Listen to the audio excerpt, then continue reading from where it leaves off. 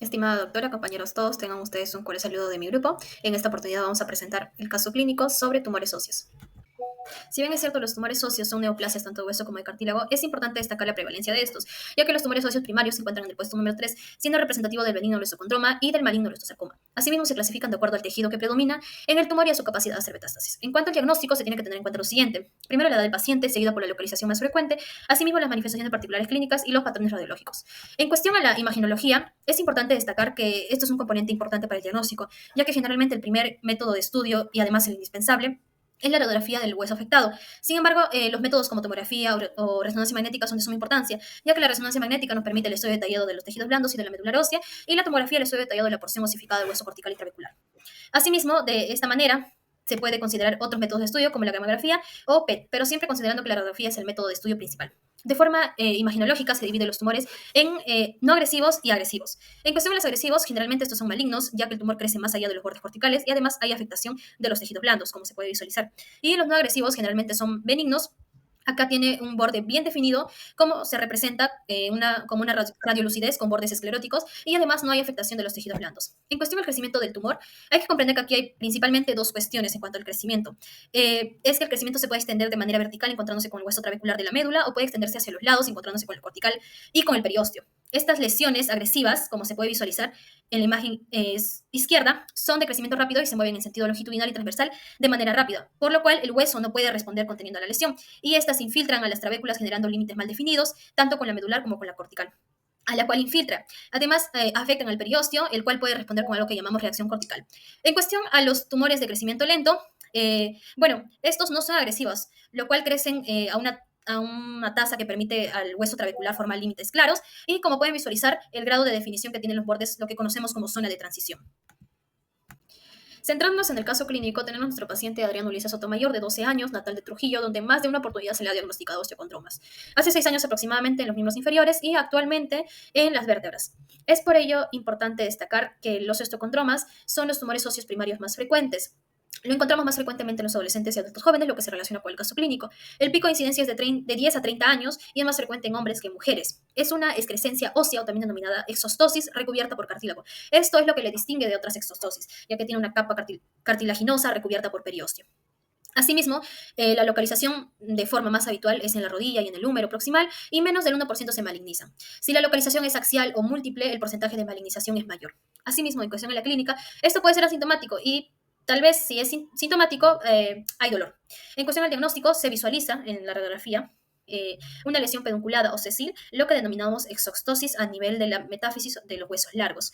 Esto, en cuestión a la exostosis, o también denominada excrescencias, es como un pedúnculo, el cual el hueso pierde su continuidad y se forma una protrusión a nivel de las capas de crecimiento o metáfisis.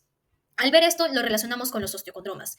Y estos son hallazgos de imagen relativamente común que representan de 10 al 15% de todos los tumores óseos y aproximadamente 35% de todos los tumores óseos benignos. Por último, en la imagen superior derecha se puede visualizar que el osteocondroma se localiza de forma más frecuente en la metáfisis. Gracias.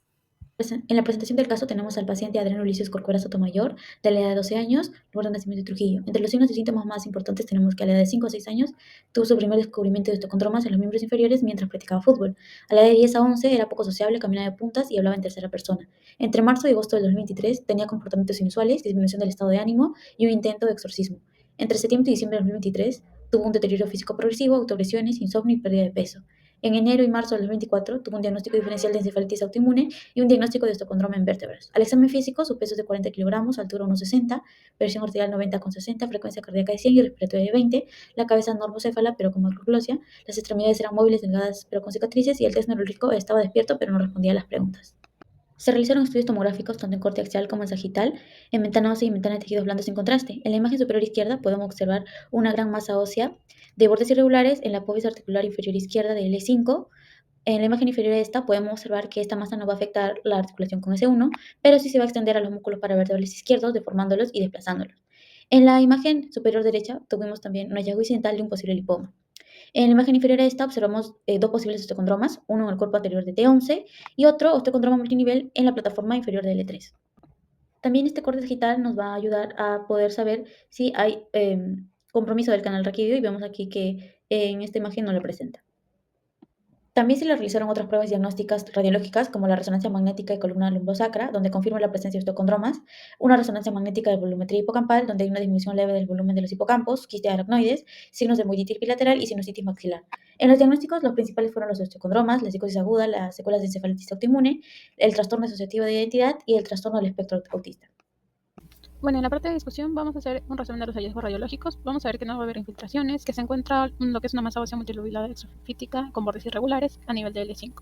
En el reporte radiológico nos indican que deriva de la apófisis articular izquierda, sin embargo, nosotros creemos que deriva de la lámina izquierda. A continuación voy a mostrar las imágenes. Bueno, estas son las imágenes que nosotros hemos recopilado.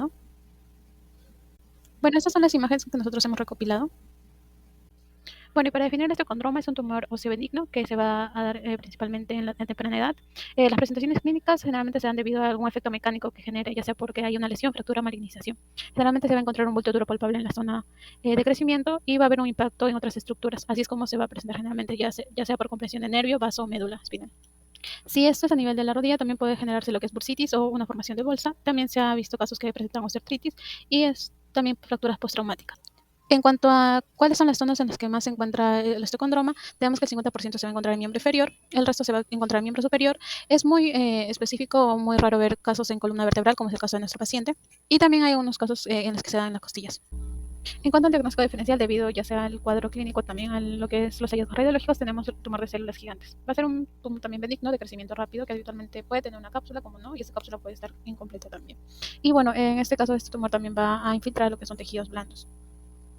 Ahora, en cuanto a lo que son los tumores en esta zona, y generalmente para poder diferenciarlos, vamos a ver que existe la clasificación de Neking, que va a contar con 3 indicadores principales. El grado quirúrgico, que te habla sobre la agresividad biológica que tiene la lesión, si es que la extensión local, ¿no? por donde es que se está extendiendo este tumor, y la presencia de metástasis. También tenemos el caso del osteomastoide, que va a ser un tumor también benigno, que suele causar principalmente dolor nocturno que responde a los antiinflamatorios. Y bueno, también se presenta típicamente en lo que es la columna vertebral o algunos huesos largos. Lo que sí es que en la radiografía generalmente se puede ver una zona que esté esclerosada. En las imágenes que estoy presentando te hablan de un niño que presenta osteomastoide. Respecto al diagnóstico diferencial, también es importante mencionar el condrosarcoma, que es un tumor maligno de cartílago que puede desarrollarse a partir de un osteocondroma preexistente, es decir, aquí existe una transformación maligna. Además, suele presentar dolor progresivo y masa palpable. Por último, en el sentido radiográfico, muestra una lesión destructiva con áreas de calcificaciones en forma de anillos y arcos. Ahora bien, respecto al aporte del caso clínico y el aporte científico, es crucial que al evaluar un posible osteocondroma lumbar se realice una historia clínica detallada, un examen físico minucioso y estudios de imagen adecuados, empleando las radiografías, tomografía computarizada o resonancia magnética, además de estudios para diferenciar entre condiciones y confirmar el diagnóstico preciso, y en algunos casos incluso puede ser necesario una biopsia para obtener un diagnóstico definitivo. Por último, en base al caso clínico presentado, se debe dar las conclusiones respectivas. En este sentido, es importante recordar el diagnóstico del paciente, el cual incluye osteocondromas, psicosis aguda, secuelas de la encefalitis autoinmune, síndrome catatónico, trastorno de comportamiento depresivo, al igual que el trastorno disociativo de identidad y, por último, el trastorno de espectro autista. Además de ello, recordemos la importancia de nuestro diagnóstico, es decir, aquí hablamos de los osteocondromas, que fueron fundamentales, ya que pueden explicar ampliamente los síntomas ortopédicos y pueden contribuir a los síntomas neurológicos y de movilidad observados en el paciente. Además, la afectación neurológica que vemos aquí también implicada, la cual se ve con la disminución del volumen de los hipocampos y otros hallazgos neuroradiológicos que sugieren una posible implicación neurológica significativa. Y esto es muy relevante, ¿por qué? Porque nos da a entender los síntomas psiquiátricos como la psicosis aguda, los cambios de conducta y los trastornos afectivos que presenta el paciente. Y por último, nuestro plan de mejora integral, que prácticamente usamos la combinación de hallazgos radiológicos, clínicos y psiquiátricos, que subraya la necesidad de un enfoque multidisciplinario en el manejo del paciente, justamente que se menciona.